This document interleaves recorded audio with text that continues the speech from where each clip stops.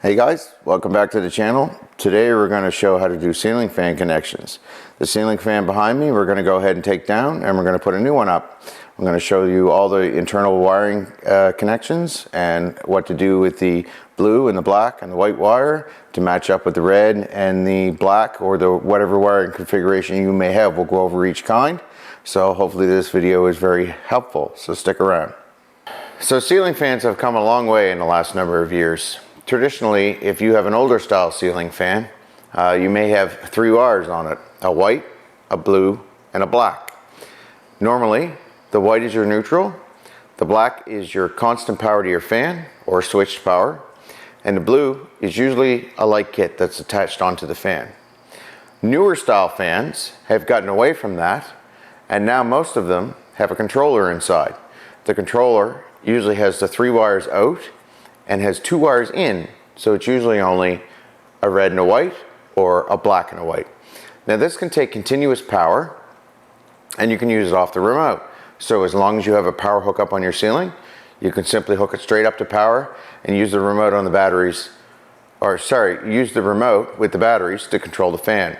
This usually controls the light and the fan speed. However, it does not control the direction. The direction, you usually have to stop the fan and flip a switch physically still on the back of the fan. To install that, you simply need two wires. However, when it comes to older ones, we still have a three wire. So in this case, we have a white, we have a black, and we have a red. Now, the black is usually your continuous power, your red is usually switched, and your white is your neutral. However, this is in my house, so things are always backwards in my house. My red is my continuous power, my black is my switched, and my white is neutral. Having said that, I'm not putting up a conventional fan. I'm going to put up a Hunter fan today, which has a controller. So you'll get to see how we do that. Now, fan usually comes well packed in a box, and it comes in what we call three separate parts: the blades, the main housing with the mount, and the light kit. So as you can see here, we have a ground, we have the cable or safety cable or cable that you want to hang it off of to do the wiring, and we have a plug-in connector actually on this one, so the wires aren't separated. That plug-in connector goes to this controller, which also plugs into the three wires, and as you can see, has simply two wires coming out of the back. This is actually the neutral and the switched wire or live power wire. Now, depending on the type of model that you have, we recommend always putting your blades together first. After that, we go ahead and we put the mount up. The mount is important to get up. Once the mount's up, we hang the main base off of the mount, wire it up, and then last but not least, we put the blades on and the light kit on. If you don't do it in this order, it can be kind of cumbersome, especially if you put the blades on first and then try to lift the whole thing up into place. You're more likely to have an accident and drop it. Now, the first thing we do is we usually shut the power down as a safety precaution. We're going to go ahead and put our bracket up, and that bracket usually comes with a couple of screws. Those screws have oversized heads to go into the ceiling box. That actually helps hold this in place. You don't want this to come down. That could be very bad. Now, we're doing this on a vaulted ceiling, so one side of the ceiling bracket on the back here actually has a divot in it for the ceiling fan to hang straight. So we're going to make sure we line that up, and we're going to stick it onto the back side. We're going to bring our wires down through our center connection point and then line our bracket up. So we'll get a screwdriver and put that up into place.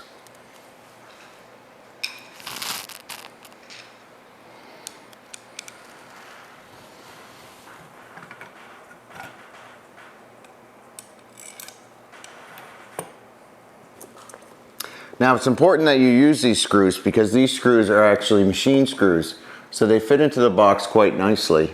You don't want to use wood screws or anything else that may risk coming out, and you want to make sure that they're good and tight. And then you're going to be left with your three wires and your ground on the bottom of the box. So to work with this, we will usually bend the wires up out of the way so that we can get the controller in there. Now the next step is the heavy part. We usually put the actual bones or the motor part of the fan actually up into the place. And what we do is there's a little hook that usually comes on here to hang this on to pre-wire it. So we're going to stick it right up into place and let the ball, because this is going to be an actual hanging type instead of a hugger type. So that takes the weight completely off of everything so that you can do your connections. So I'll zoom in and move the camera and show the connections up close.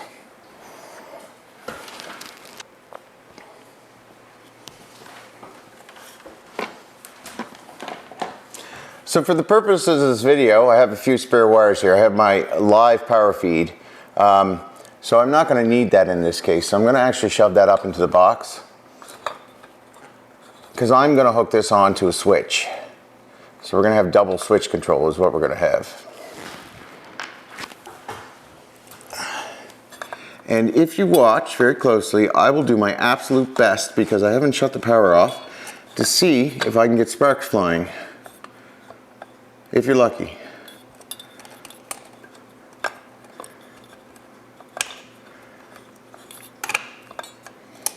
Now, this grommet or this metal hanging strip should be mounted to somewhere inside of the box, or a clamp or screw. And what that does is that protects everything in case it's going to fall down. So once you have that done, then we can go ahead and hook our grounds up, which is the green wire.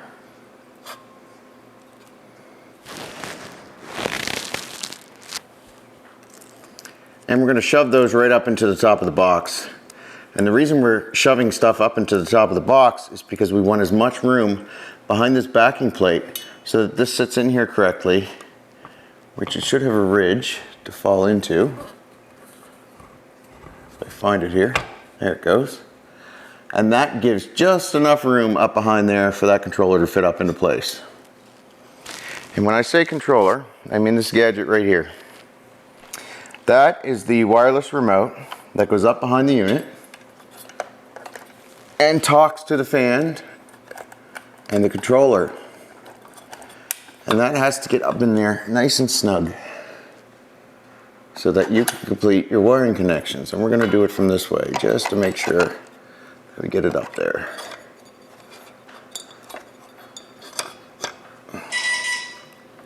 Oh, we have a taller. So once the controller's up in place, you can go ahead and plug that in to the actual fan. It usually only plugs in one way and clips together. Then you're left with your wiring. You'll have your white knight wire, which is a simple Marek connection.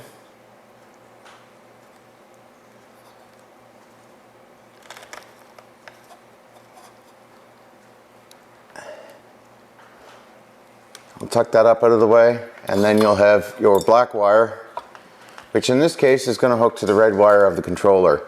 Now this red wire of this controller can also be black, so it really depends on what kind of fan you have. There's so many variations. But for the purposes of this, we're going to go with that. And then we're going to tuck that up inside. So once you cram that all up inside that bell housing, you should be able to just put the bell housing up and make it look easy. Yeah, there we go. Then we'll go ahead and tighten our screws up, and then we'll start with our blades. Okay, so now we have our top housing on, and we're going to go ahead and put the rest of our blades on. These blades are a quick connect, so they're quite user-friendly considered to the old blades. And all we need to do here is just back one of the screws off, and then they click in, and then we tighten the screw up.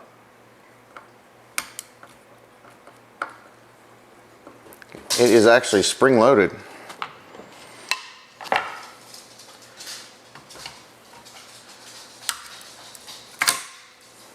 And that's it.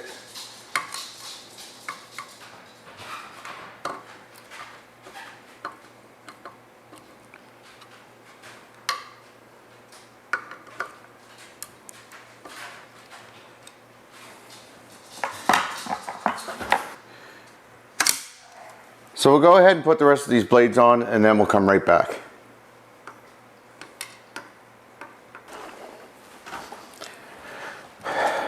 So we've gone through and we've put all our blades on, And now we're going to go ahead and put our light kit up. Our light kit just simply plugs in and clips on. Quite simply. Comes with a little hanger, you can hang it there. And then plug them into the appropriate colors. Quick and easy, no more wires. You guys soon won't need us.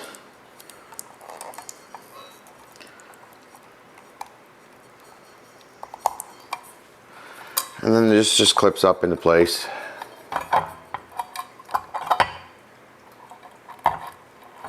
It's actually magnetized, that's pretty cool. Wow, slick. Then we have our fan control.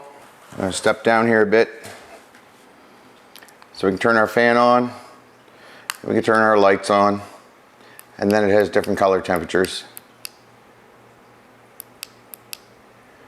Wow, isn't that pretty? Kind of like that one. So that's it, guys. That's how we install a ceiling fan. Never try this yourselves. Don't forget to check with your local licensed electrician.